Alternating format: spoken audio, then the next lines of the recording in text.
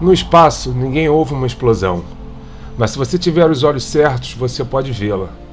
E em 22 de setembro de 1979, um velho sentinela americano, flutuando a 110 mil quilômetros da Terra, viu algo que não deveria existir. O satélite era o Vela 6911. Ele já era sucata espacial, operando 2 anos além da sua vida útil. Sua missão original era vigiar o Tratado de Proibição de Testes Nucleares de 1963. Ele foi desenhado para procurar violações soviéticas no hemisfério norte, mas naquela madrugada seus sensores estavam apontados para o vazio esquecido do hemisfério sul, uma vastidão de água gelada entre a África do Sul e a Antártida. Era uma região onde não passavam navios comerciais, não havia rotas aéreas e, teoricamente, nenhum interesse geopolítico. Um deserto de água. Mas às 00h53, horário de Greenwich, a escuridão foi rasgada. Os sensores ópticos do Vela registraram um sinal inconfundível. Não foi apenas um clarão. Foi um padrão de luz muito específico que a física nuclear chama de flash duplo. Primeiro, um pulso de luz curto e violento de milissegundos. Depois, uma escuridão momentânea causada pela onda de choque superaquecida que torna o ar opaco e esconde a bola de fogo. E então, à medida que a onda de choque se expande, a luz volta com força total, brilhando por segundos. Na natureza, raios não fazem isso. Meteoros não fazem isso. Apenas uma coisa faz isso: uma bomba atômica explodindo na atmosfera. O sinal do Vela 6911 viajou na velocidade da luz até a base aérea de Patrick, na Flórida, e de lá, direto para o Salão Oval. Era o pesadelo da Guerra Fria se tornando real. O presidente, Jimmy Carter, foi acordado com a notícia de que uma arma nuclear havia sido detonada. A tensão era crítica. Se fosse um teste soviético não anunciado, era uma violação de tratados e uma provocação de guerra. Se fosse a China, era uma nova escalada. Mas quando os analistas triangularam as coordenadas, a confusão só aumentou. O flash não veio da Rússia nem da China, veio do nada. As coordenadas apontavam para uma região remota e tempestuosa do Oceano Índico, perto das ilhas do Príncipe Eduardo e da Ilha Marion, um lugar desabitado perfeito para esconder um segredo sujo. O mundo prendeu a respiração. Os satélites de espionagem foram redirecionados. Aviões de reconhecimento WC-135, farejadores de radiação, decolaram às pressas para caçar a poeira radioativa, que confirmaria a explosão. Esperava-se que alguma nação assumisse a autoria, orgulhosa do seu novo poder. Mas o que se seguiu foi um silêncio. Ninguém reivindicou a bomba. Nenhuma nuvem de radiação óbvia foi detectada imediatamente pelos ventos.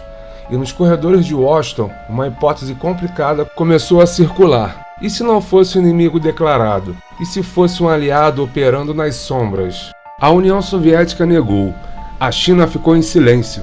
A França não tinha navios na área. Por eliminação, os olhos da inteligência americana se voltaram para 2 párias da comunidade internacional, que na época tinham motivo de sobra para querer uma bomba e para escondê-la. De um lado, a África do Sul do apartheid, isolada pelo mundo, buscando o último recurso para garantir sua sobrevivência. Do outro, Israel, uma nação cercada de inimigos que mantinha uma política de ambiguidade nuclear, ter a bomba, mas nunca admitir que a tem. A teoria que surgiu nos bastidores era explosiva, uma aliança secreta. A África do Sul tinha urânio e o quintal vazio no Oceano Índico para testar. Israel tinha tecnologia avançada de ogivas. Era o casamento perfeito de conveniência. Relatórios de inteligência naval indicaram uma movimentação estranha na base naval de Simonstown, na África do Sul, dias antes do flash. Uma força-tarefa silenciosa teria partido em direção às ilhas remotas. O objetivo? Testar uma arma tática, talvez uma bomba de nêutrons ou um dispositivo de baixo rendimento longe de qualquer olhar curioso, exceto pelo velho satélite Vela, que estava olhando exatamente para onde não devia. Mas a verdade é inconveniente. Para o governo Carter, admitir que Israel e África do Sul tinham detonado uma bomba nuclear seria um desastre diplomático. Significaria sanções obrigatórias, o fim de alianças estratégicas e uma humilhação pública.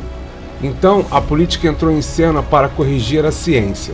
A Casa Branca convocou um painel de cientistas escolhidos a dedo, liderado por Jack Ruina. A missão não declarada era encontrar qualquer explicação alternativa, por mais absurda que fosse, e eles encontraram. A conclusão oficial foi de que o satélite Vela não viu uma bomba. Ele teria sido atingido por um micrometeorito, um grão de poeira espacial que bateu na lente do sensor e refletiu a luz do Sol de um jeito que imitou perfeitamente um flash duplo nuclear. Nos corredores de Los Alamos, os cientistas que construíram o satélite ficaram furiosos. Eles sabiam que a chance de um meteoro imitar a assinatura exata de uma bomba era de 1 em 100 bilhões. Bilhões! Para eles, aquilo não era ciência, era ficção científica para encobrir a realidade. E a realidade deixou rastros que a política não podia apagar. Semanas depois, cientistas na Austrália encontraram iodo 131, um isótopo radioativo que só existe após fissão nuclear, nas tireoides de ovelhas que pastavam na rota do vento que vinham do Oceano Índico. As ovelhas não mentem, o satélite não mentiu, mas alguém em Washington precisava que o mundo acreditasse que sim. A mentira do meteoro durou décadas, mas o tempo corrói os segredos. Nos últimos anos, documentos desclassificados da era Carter vieram à tona. Eles contam uma história diferente da oficial. O próprio presidente Carter escreveu em seu diário pessoal na época: "Nós temos uma indicação de uma explosão nuclear na região da África do Sul." Historiadores e especialistas militares hoje concordam quase unanimemente. O incidente Vela foi o teste de uma arma nuclear tática, fruto de uma colaboração secreta entre Israel e o regime do Apartheid. Israel precisava testar a tecnologia. A África do Sul precisava da bomba para sobreviver. Foi um casamento de conveniência feito no escuro. Oficialmente, para o governo dos Estados Unidos, o incidente Vela continua listado como um evento de origem desconhecida, um erro de leitura, um fantasma no radar, mas a física não mente. O flash duplo existiu, a radiação nas ovelhas existiu. Naquela noite de 1979, a humanidade detonou uma bomba atômica no segredo da madrugada, e o mundo, com medo das consequências da verdade, decidiu coletivamente piscar e fingir que nada aconteceu. Ninguém viu.